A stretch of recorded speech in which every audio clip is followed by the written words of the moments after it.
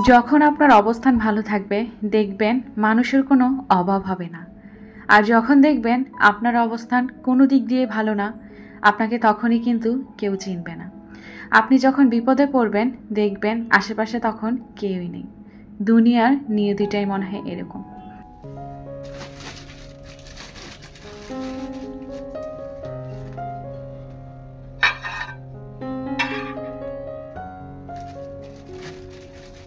Hello everyone, আসসালামু আলাইকুম। Welcome back to my channel BD blogger Subarna. আমি সুবর্ণা বলছি চট্টগ্রাম থেকে। যারা আমার আজকের এই ভিডিওটা দেখবেন বা দেখছেন, হোপফুলি আপনারা সকলেই সুস্থ আছেন, ভালো আছেন এবং নিরাপদে আছেন।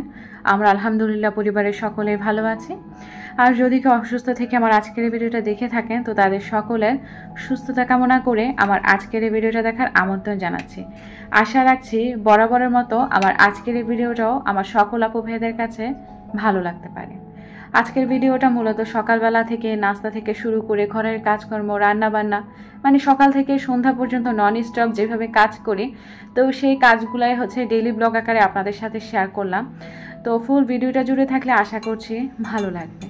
এখানে আমার সকালবেলার নাস্তাটাই রেডি করে নিয়েছি।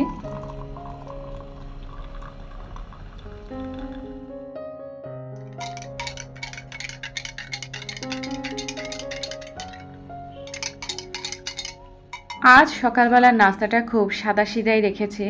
সবসময় তো রুটি পরোটা এগুলো খাওয়া হয়, তবে ব্রেড অনেকটা দিন ধরে খাওয়া হচ্ছে না। তো সাহেব রাতেই ব্রেড নিয়ে এসেছিল, তো সাহেব তো সকালে খেয়ে অফিসে চলে গিয়েছে, তো বাবুদেরকেও খাইয়ে দিয়েছি। তারপরে মূলত আমার নাস্তাটা আমি রেডি করে ফেললাম। আমি হচ্ছে নর্মালি 2টা ব্রেড নিয়ে নিলাম আর হচ্ছে একটা ডিম পোস্ট করে নিলাম। এইভাবে ব্রেডের সাথে ডিম পোস্ট খেতে আমার খুব ভালো লাগে। কুসুমটা একদমই নর্মাল থাকবে। আর বাসায় অনেকগুলা কলা ছিল, তো আমার হাজব্যান্ড আমাকে ইদানিং বলছে যে তোমার আয়রনের খুবই অভাব, তো আমার মনে হচ্ছে তুমি বেশি বেশি কলা খাবা। একদম এত কলা আনে খেতে খেতে অবস্থা খারাপ হয়ে যায়। তো আসলে আমার ইদানিং পায়ের ব্যথা খুব, বেশিক্ষণ দাঁড়িয়ে থাকতে পারি না। তো যাই হোক, এখানে হচ্ছে আমি সকালবেলার নাস্তাটা সেরে নিচ্ছি। আর আমার হচ্ছে খেতে খেতে একটু মোবাইল টিপার অভ্যাস আছে, তো সেটাই করছি। আর এখানে হচ্ছে চাটাও এখন খেয়ে নিচ্ছি। রিসেন্টের ব্লগে নেক্সট যে ব্লগটা আমি আপলোড করেছি ওখানে হচ্ছে নাজিবুল হাসান আদিব, আমার এই বাবা সোনাটা আমাকে হচ্ছে মানে চ্যানেল খোলার পর থেকেই কমেন্ট করে, মাশাআল্লাহ দিলে খুব সুন্দর সুন্দর কমেন্টই করে। আমার বাবাটা কিন্তু ক্লাস 7-এ পড়ে, আর ও এত সুন্দর সুন্দর করে কমেন্ট করে, ও বলেছিল ওর নামটা নেওয়ার জন্য নেক্সট ব্লগে। তো নাজিবুল হাসান আদিব বাবা, আমি কিন্তু তোমার কমেন্টটা পড়ে নিয়েছি। আন্টি, আপনার ভিডিও আমার খুব ভালো লাগে, আমি আর আমার আম্মু আপনার ভিডিও দেখি, ভালো থাকবেন। অসংখ্য অসংখ্য অসংখ্য ধন্যবাদ আর ভালোবাসা আমার বাবা সোনাটা, আর তোমার আম্মুর প্রতিও, তোমার আম্মুকে আমার সালামা শ্রদ্ধা জানাবে। আমি কমেন্টের রিপ্লাইটাও তোমাকে দিয়ে দিয়েছি, তো তুমি খুব রিকোয়েস্ট করেছিলে আমি তোমার কমেন্টটা পড়ার জন্য, তো বাবা আমি কিন্তু পড়ে দিয়েছি। আর আমার এই বাবাটা কিন্তু ক্লাস 7-এ পড়ে, সেই সাথে ও হচ্ছে আমার মতো ঘর সাজাতে পছন্দ করে। ও কিন্তু এটা আমাকে মেনশন করে দিয়েছে প্রিভিয়াস ব্লগটাতে। আমি না এটা দেখে অবাক হয়ে গিয়েছি যে ক্লাস 7-এ পড়ুয়া, তাও আবার একটা ছেলে আমার মতো ঘর সাজাতে পছন্দ করে। এটা শুনে জাস্ট আমি শকড খেয়ে গিয়েছি। আমার ছেলেও মাশাআল্লাহ দিলে এত ছোট বয়সে আমার ছেলে আমার মতোই গুছানো গাছানো পরিপাটি, বাট এই জেনারেশনে এসে এরকম ছেলে পাওয়া আসলে অন্যরকম ব্যাপার। তো আমার এই বাবাটার জন্য দোয়া করবেন সবাই। আর বাবা তুমি একটু পড়ালেখা ঠিকঠাক মতো করো, আমার ব্লগ ওরকম দেখতে হবে না। আর তোমার পরিবারের সকলের প্রতি অনেক দোয়ার ভালোবাসা থাকলো। তো বাবা আমি কিন্তু তোমার কমেন্টটা পড়ে নিয়েছি, অনেক অনেক ভালোবাসা আন্টির পক্ষ থেকে। তো এইদিকে হচ্ছে কমেন্টটা পড়তে পড়তে আমার নাস্তা খাওয়া হয়ে গিয়েছে। যেসব একটু থালা বাসন ছিল সকাল থেকে জমা হয়েছে সেগুলো ওয়াশ করে নিলাম। এরপর মূলত হচ্ছে যে কাজগুলো থাকে আর কি, সংসারের কাজকর্ম, তো সেগুলো আসলে এক একটা করে সেরে নিয়েছি। ধোয়াপালিগুলো করে নিয়েছিলাম, তারপর তো ডাইনিং টেবিলটা একটু আমি ক্লিন করে নিয়েছি। ডাইনিং টেবিলটা আমার আবার অগোছালো থাকলে খারাপ লাগে, আর বেডরুম সেই সাথে হচ্ছে আমার কিচেন, এই 3টা জিনিস যদি অপরিষ্কার থাকে আমার বিরক্ত লাগে। চলে এসেছি ঘর গোছানোর কাজে। আজকে আর আপা আসবে না, তো আমি নিজের কাজগুলো নিজেই করে নিয়েছি। আমার বেডের এই কর্নারটা হচ্ছে ফাঁকা ছিল, তো অনেকটা দিন ধরে মাথায় বুদ্ধি আসছে যে আমার যে বড় যে জিজি প্ল্যান্টটা আছে, মাদার প্ল্যান্ট যেটা আর কি জিজি, ওটা এই কর্নারে এনে আমি একটু রাখবো আর দেখি কেমন লাগে। তো ইদানিং তো এত কনস্ট্রাকশনের কাজ হচ্ছে, তো 4-5 তলা হয়ে গিয়েছে, এই জন্য বেশিক্ষণ জানালা খুলে রাখা যায় না, জানালার কাছেও যাওয়া যায় না, পর্দা দিয়ে রাখতে হয়।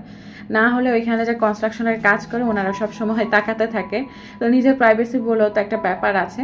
তো পর্দা দিয়েই আসলে কাজগুলো করে নিচ্ছে, আর গরমে এইসব কাজ করা অনেক বেশি টাফ, তবুও করছি। তো জিজি প্ল্যানটা হচ্ছে আমার যে ড্রেসিং টেবিলের সামনে যে টুল ছিল ওই টুলটার উপরে আড়ঙের একটা ন্যাপকিন আছে ওটা দিয়ে দিয়েছি, উপরে ওই কাপড়টা দিয়েই মূলত আমি জিজি প্ল্যান্টটা একটা জুট প্ল্যান্টারের মধ্যে দিয়ে দিয়েছি। কেননা জিজির যে গাছটা রোপণ করেছি ওইটা না একটু কেমন জানি ডিসকালার হয়ে গিয়েছে টপটা, এই জন্য এই জুট প্ল্যান্টারটার মধ্যে ঢুকিয়ে দিলাম। দেখতে খারাপ লাগছে না, আমার কাছে মনে হচ্ছে ভালোই লাগছে।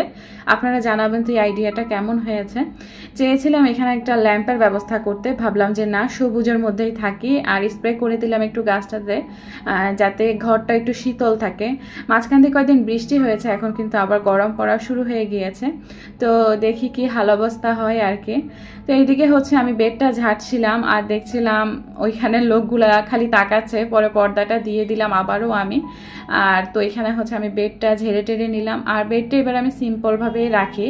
আর এদিকে হচ্ছে কোল বালিশটা আমি পিছন দিকে দিয়ে দিয়েছি। এক আপু বলেছিল আমার বেডরুমের আলমারিটা একটু শেয়ার করার জন্য, আর বেডরুমের আলমারিটা হচ্ছে কিসের, তো আপু তোমার জন্য বলছি, আমার বেডরুমের সকল ফার্নিচারই হচ্ছে সেগুন কাঠের তৈরি। এগুলা প্রায় আমার বিবাহিত জীবনে 9-10 বছর, আমার বিয়ের যেহেতু 12 বছর চলে, তো শুরুতে তো আর বানাতে পারিনি, তো 1-1.5 বছর পরে আসলে বিয়ের 1-1.5 বছর পরে আমি বানিয়েছি, তো বলতে পারো 8-9 বছর এগুলো আমার সাথে আছে।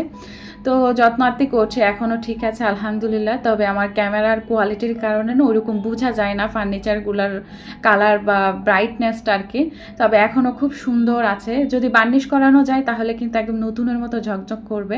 তো আমি মূলত হচ্ছে ওই যে ক্লিনজার আছে ফার্নিচার পরিষ্কার করো, ওটা দিয়ে মূলত আমার ফার্নিচারগুলো ক্লিন করে থাকি। ওই আপুটা জানতে চেয়েছিল আমি কিভাবে রক্ষণাবেক্ষণ করি আমার ফার্নিচারগুলোকে। আপুর কাছে নাকি অনেক ভালো লেগেছে আমার বেডরুমের খাট আলমারি এগুলা। তো আপু আমি কিন্তু ক্লিন করেছি, সেই সাথে কিন্তু তোমাকে ফার্নিচারগুলো একটু দেখিয়ে দিয়েছি। তো খাটটা হচ্ছে ঝাড়ার পরে গুছিয়ে নিয়েছিলাম, সেই সাথে ড্রেসিং টেবিলটা একটু মুছে নিয়েছি, আলমারিটা একটু মুছে নিয়েছি।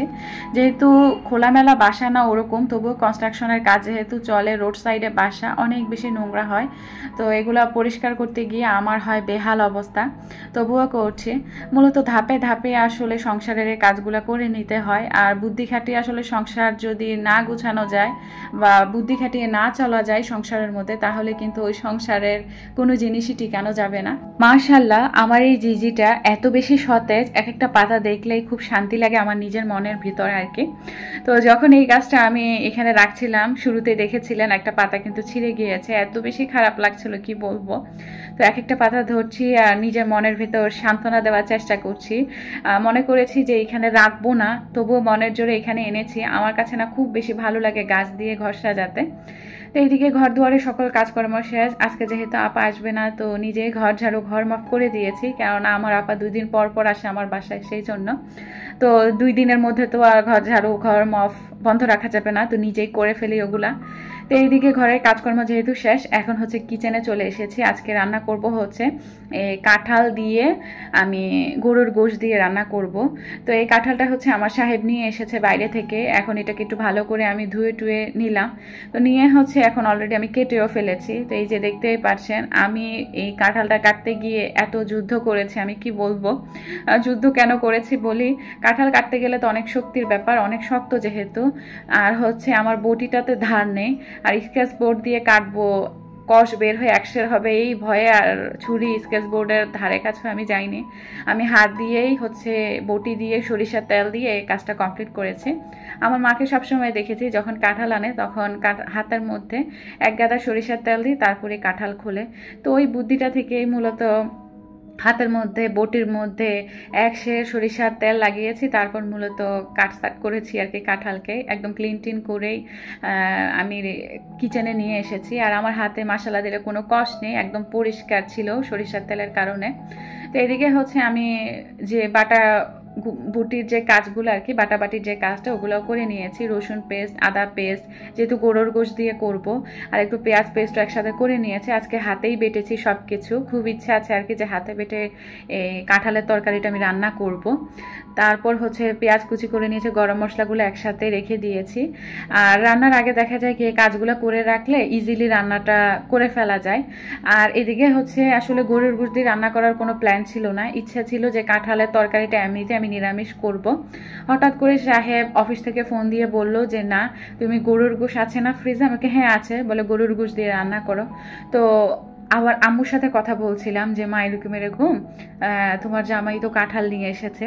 তো আম্মু তখন বলল যে তাহলে মায়ের জন্য একটু রেখে দে। তখন কিন্তু আমি চুলাতে ওই যে ভাপানোতে দিয়ে দিয়েছি, দেখতে পেরেছেন। চুলাতে গরম পানি বসিয়ে আমি একটু লবণ আর হলুদের গুঁড়ি দিয়ে দেন যখন পানিটা একটু গরম হয়ে এসেছে তখন ওই কুটে রাখা কাঁঠালগুলো আমি দিয়ে দিয়েছি। আর কাঁঠাল রান্নার আগে কিন্তু এরকম ভাপিয়ে নিতে হয়, তাহলে রান্না করতে গেলে কিন্তু অনেক সমস্যায় পড়তে হয়। তো মার সাথে তখনই কথা বলতে বলতে আসলে কি মা বললো রেখে দিতে। তো আজকে ইচ্ছা আছে যেহেতু গরুর গোশত অল্প একটু কাঁঠাল অর্ধেক দিয়ে আমি রান্না করব, আর অর্ধেক হচ্ছে আম্মুর জন্য রেখে দিব ডিপে আর কি। তো এই আর কি। তো এখন এগুলো ভাপানো হচ্ছে, পাশের চুলে একটু উল্টিয়ে পাল্টিয়ে দিচ্ছি খুন্তি দিয়ে। আর এদিকে হচ্ছে আমি গরুর গোশত দিয়ে কাঁঠালের তরকারিটা বসিয়ে দিচ্ছি। নর্মালি যেভাবে গরুর গোশত রান্না করি সেভাবেই করে নিয়েছি, শুধু কাঁঠালটা আর কি আলু যেরকম দিই তো আলুর বদলে হচ্ছে কাঁঠালটা দিব। তো নর্মালি যেভাবে রান্না বান্না করি সেভাবেই করছি।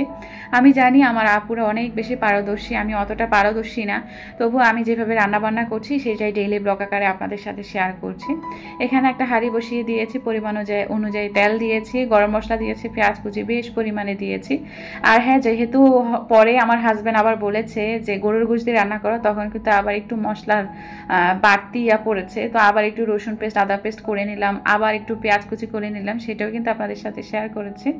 আবার হুট করে গরুর গোশত নামিয়েছি, অনেকক্ষণ মানে অপেক্ষাও করতে হয়েছে, আবার মাঝখানে কারেন্টও ছিল না, যার কারণে ওই দিন এত বেশি কষ্ট হয়েছে।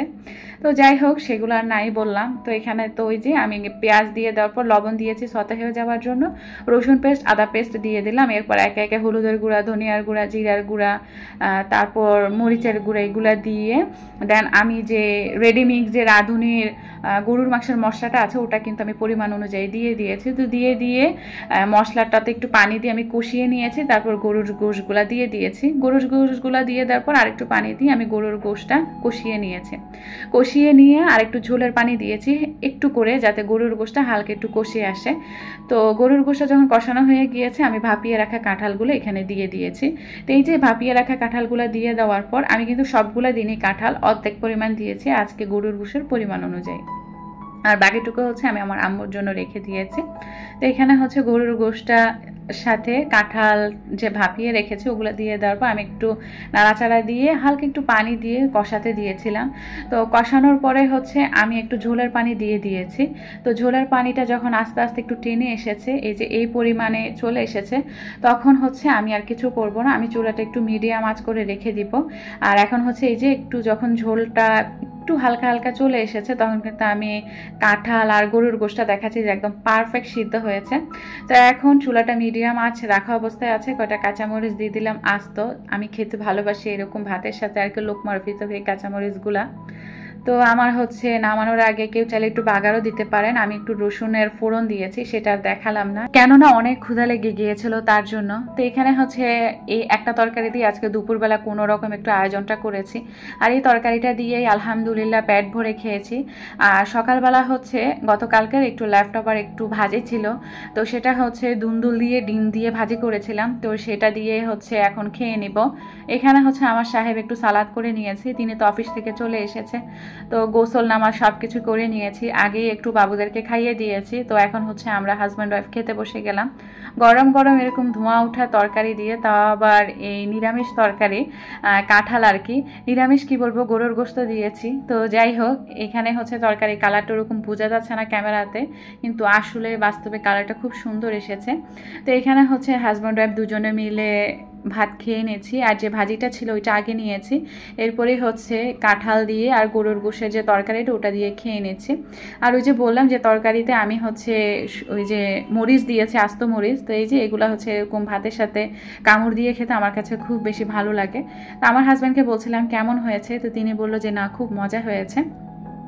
তো এখানে হচ্ছে দুপুরে খাওয়া দাওয়ার পর এখন হচ্ছে সন্ধ্যার নাস্তায় আমি একটু ফ্রেঞ্চ ফ্রাই করছি। তো বাবু অনেক দিন থেকে বায়না করছে, আমার ছেলে মেয়ে দোনোজনই আর কি, যে আম্মু একটু ফ্রেঞ্চ ফ্রাই করো। তো আজকে তাদের বায়না মেটানোর জন্য ফ্রেঞ্চ ফ্রাই করে নিয়েছে। আমি নর্মালি যখন তাড়াহুড়া থাকে তখন ফ্রেঞ্চ ফ্রাইটা মূলত এরকম লম্বা লম্বা করে আলু কেটে আর হচ্ছে একটু লবণ দিয়ে আমি মূলত তেলের মধ্যে এরকম ফ্রাই করে দিই, আর খেতে অনেক বেশি মজা লাগে। একটু কর্নফ্লাওয়ারও দিয়েছি যাতে ক্রিস্পি হয় আর কি, আর কোনো কিছুই আসলে আমি দিইনি। আর আওয়াজটা শুনে বুঝতে পারছেন কতটা ক্রিস্পি হয়েছে, আর এটা কিন্তু অনেকক্ষণ ভরে এরকম ক্রিস্পি থাকে। হোটেলে বা অনেকে হচ্ছে অনেক কিছু দিয়ে থাকেন ফ্রেঞ্চ ফ্রাই করতে গেলে, আমি আবার সেটাই করি না, আমি খুব নর্মাল উপায়ে করি যাতে তাড়াহুড়া করে সব কিছু করে ফেলা যায়, বাচ্চাদেরও মন জয় করা যায়। তো এখানে হচ্ছে আমি ফ্রেঞ্চ ফ্রাইগুলো করে নিয়েছি, এখন হচ্ছে ডাইনিং টেবিলে সার্ভ করে দিলাম। আর এই প্লেটটাতে আসলে এই ফ্রেঞ্চ ফ্রাই নেওয়ার পরে এত বেশি কিউট লাগছিল, ইচ্ছে করছিল না খেতে, ইচ্ছে করছে সাজিয়ে রাখি। তো আমি আবার খাবো না, তবে আমার ছেলে মেয়ে খুব বললাম আম্মা আসো আসো আমাদের সাথে খাও, তো বাচ্চাদের সাথে হচ্ছে অল্প করে খাবো। তো এক আপুর রিকোয়েস্ট ছিল আমার বাচ্চাদেরকে একটু দেখানোর জন্য, তো আজকে হচ্ছে আমার বাবু সোনার মাটাকে একটু দেখাবো। তো যে আপুদের দেখার ইচ্ছা ছিল, তো তারা আজকে একটু প্রাণ ভরে দেখে নেন। আমি যখন আমার এই নতুন চ্যানেলটা বিডি ব্লগার শোভন এই চ্যানেলটা ওপেন করেছি, তখন আমার 2-3টা ভিডিও ভাইরাল হয়েছিল। তখন এত এত মানুষের ভালোবাসা পেয়েছে, এত এত আপুদের ভাইয়াদের ভালোবাসা পেয়েছে, অনেকে নাকি আমাকে চিনেন অনেক আগ থেকে, আমার আগের চ্যানেল থেকে। তো যাই হোক, সেটা আর নাই বলি। তো যখন আসলে ভাইরাল হয় তখন আসলে কত মানুষের ভালোবাসা পাওয়া যায়, আর যখন হচ্ছে ভাইরাল হয় না, যেমন এখন আমার ভিডিওগুলো ওরকম ভিউ হয় না, তো যতটুকু হয় আলহামদুলিল্লাহ, হয়তো আমার মনের ভিতরে একটু কষ্ট আর কি। তো এখন কিন্তু আমি মানুষ চিনতে পেরেছি, এখন কিন্তু আর সেরকম কোনো ভালোবাসার আপুদের কমেন্টও পাই না, নর্মালি কিছু আপুদের কমেন্ট পাই, এতটুকুই আলহামদুলিল্লাহ। তো শুরুতে যে কথাটা বলেছিলাম আমি ভিডিওর শুরুতে, তো এইটার বাস্তব কথাটাই হচ্ছে এটাই, যে যখন আপনি বিপদে পড়বেন তখন কেউ আপনার পাশে থাকবে না, আর যখন আপনি বিপদে না সবার জন্য করবেন তখন আপনার জন্য সবাই থাকবে। এই হচ্ছে আর কি অবস্থান। তো এক কাপ সন্ধ্যা চা খেতে খেতে আজকের মতো বিদায় নিয়েছি। সবাই ভালো থাকবেন, সুস্থ থাকবেন, আল্লাহ হাফেজ, আসসালামু আলাইকুম।